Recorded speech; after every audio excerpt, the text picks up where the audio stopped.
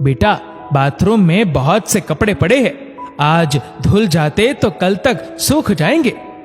रमा जी ने मनुहार करते हुए अपनी बेटी प्राची से कहा, माँ, मैं तो बहुत थक गई हूं, आज मुझसे कपड़ों की मशीन नहीं लगने वाली, कल देखूंगी। कहते हुए प्राची कमरे की ओर चल पड़ी। कमरे में लेटी हुई सुमन माँ बेटी की बातें सुन रही थी। 4 दिन पहले ही उसने एक प्यारे से बेटे को जन्म दिया था। अब बहू जापे में थी तो घर के काम और जच्चे बच्चे की देखभाल सब कुछ रमा जी से अकेले करना बहुत मुश्किल था। इसलिए उन्होंने अपनी शादीशुदा बेटी प्राची को बुला लिया था। सुमन और बच्चे की मालिश और नहलाना धुलाना तो एक आया करके चली जाती थी, लेकिन भाभी के खाने पीने और घर का बाकी काम करने में भी प्राची तंग हो जाती थी, क्योंकि उसे हमेशा से ही मायके आकर आराम करने की आदत जो थी। इसलिए इस बार मायके में उसका मन नहीं लग रहा था। रमा जी भी कुछ बीमार सी रहती थी, तो वो भी बहुत मुश्किल से ही कुछ हाथ बटा पाती थी। सुमन की माँ विमला जी और छोटी बहन नम्रता भी सुमन और उसके बच्चे को देखने आई थी। सुमन की छोटी बहन नम्रता बहुत ही चंचल और हंसमुख थी। आते ही भाग भाग कर सब कामों में हाथ बटाने लगी। शाम को जब उसकी माँ और बहन वापस जाने लगी तो रमा जी बोली, नम्रता बेटा, तुम तो बहुत फुर्तीली हो, मुन्ना भी देखो तुम्हारे पास कैसे खेल रहा है। सास की बात सुनकर सुमन ने कुछ सोचते हुए अपनी माँ से कहा, माँ, यदि आप ठीक समझो तो कुछ दिनों के लिए नम्रता को यहाँ छोड़ दो, दीदी और माँ जी की थोड़ी मदद हो जाएगी। सुमन की माँ ने नम्रता की ओर देखा तो वो भी चहकते हुए बोली, माँ प्लीज थोड़े दिन मुझे यहाँ रहने दो ना, मुझे भी बेबी के साथ खेलना है। वैसे भी मेरे एग्जाम्स हो चुके हैं, अभी तो कॉलेज भी स्टार्ट नहीं हुए हैं। नम्रता का मन देखकर विमला जी ने हामी भर दी। नम्रता अपनी आदत के अनुसार भाग भाग कर जो काम होता कर देती, फिर अपने भांजे और दीदी के पास बैठ जाती। 1-2 दिन तो सब ठीक चला, लेकिन धीरे धीरे प्राची को नम्रता का थोड़ी देर बैठना भी अखरने लगा। जैसे ही नम्रता मुन्ने को खिलाने के लिए गोद में लेती, प्राची झट से उसे कोई ना कोई काम बता देती। नम्रता, जरा कपड़े मशीन में डाल दो, नम्रता चाय बना लो, जरा ये कपड़े प्रेस कर दो, वगैरह वगैरह। एक दिन तो हद हो गई।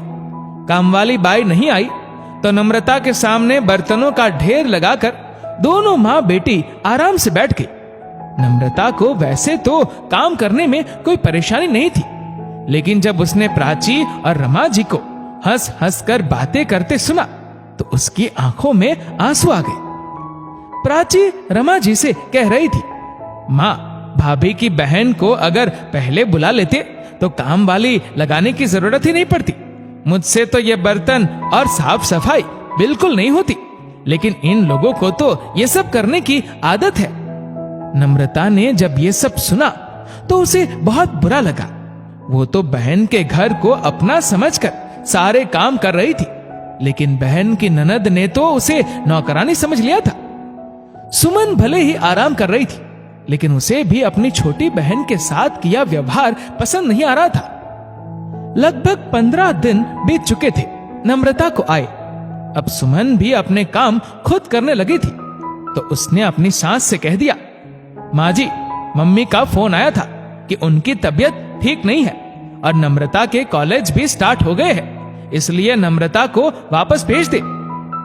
ये सुनते ही प्राची फटाक से बोल पड़ी, लेकिन भाभी, अभी तो आपका जापा भी पूरा नहीं हुआ और आपके नंदोई का भी रोज फोन आ जाता है कि वहां मेरे बिना बहुत दिक्कत होती है, मैं भी अब ज्यादा रह नहीं पाऊंगी। प्राची की बात सुनकर सुमन बोली, कोई बात नहीं दीदी, आप चली जाइए, वैसे भी अब मैं ठीक हूँ और अपना काम कर सकती हूँ। बाकी कुछ दिनों के लिए एक खाना बनाने वाली रख लेंगे, क्यों माँ जी? अपनी सास की ओर देखते हुए सुमन ने कहा। रमा जी कुछ बोल न सकी और हामी में सर हिला दिया। एक दिन रमा जी चहकते हुए बोली, सुमन बहू, खुशखबरी है, मैं नानी बनने वाली हूँ। अभी प्राची का फोन आया था। सुमन भी ये खबर सुनकर बहुत खुश हुई। देखते देखते समय बीतता गया और प्राची की डिलीवरी की डेट भी आ गई। प्राची की अपनी सास और ननद से कुछ खास नहीं बनती थी, इसलिए इस समय वो अकेली पड़ गई थी। एक दिन उसने फोन पर अपनी माँ रमा जी से कहा, माँ, यहाँ तो संभालने वाला कोई नहीं है और आपके दामाद कह रहे हैं कि डिलीवरी यहीं करवाऊंगा, चाहे तो फुल टाइम मेड रख लेंगे, लेकिन माँ फिर भी कोई अपने घर का हो तो अच्छा रहेगा। प्राची की बात सुनकर रमा जी बोली, बेटा, आने को तो मैं आ जाऊंगी, लेकिन तुझे तो पता ही है मुझसे कुछ होता नहीं है। माँ, अब भाभी की बहन नम्रता से बोल दो ना कि कुछ दिनों के लिए मेरे घर आ जाए। बेटा, लेकिन चल मैं सुमन से बोल कर देखती हूँ। जब रमा जी ने सुमन से कहा तो सुमन को समझ नहीं आ रहा था कि वो क्या जवाब दे। इतनी देर में प्राची का फिर फोन आ गया। माँ, आपने भाभी से कहा क्या? वैसे मैं मुफ्त में उससे काम नहीं करवाऊंगी, मेड को जितना देंगे उससे कुछ ज्यादा ही नम्रता को दे दूंगी। ये सुनकर सुमन को बहुत गुस्सा आया। दरअसल इस बार फोन रमा जी ने नहीं बल्कि सुमन ने उठाया था। सुमन बोली, दीदी, मैं तो सोच रही थी कि आपको किसी अपने की जरूरत है, लेकिन आपने तो मेरी बहन को नौकरानी समझ लिया। माफ करना दीदी, नम्रता वहां नहीं आ सकती, लेकिन हाँ, आप चाहे तो यहां आ सकती है, क्योंकि मैं आपकी भाभी हूं, इसलिए आपके प्रति मेरी जिम्मेदारी बनती है, मेरी बहन की नहीं। मेरे जापे में वो मेरी बहन बनकर यहां आई थी, लेकिन आप लोगों ने उसे आया समझ लिया था, तो फिर आपके यहां तो पता नहीं उसके साथ कैसा व्यवहार होगा। इतना कहकर सुमन ने फोन काट दिया। रमा जी और प्राची दोनों से ही अब कुछ बोलते नहीं बन रहा था। दोनों ही अपनी बात पर शर्मिंदा थी। दोस्तों, इस वीडियो को लेकर आपकी क्या राय है, नीचे कमेंट करके जरूर बताएगा।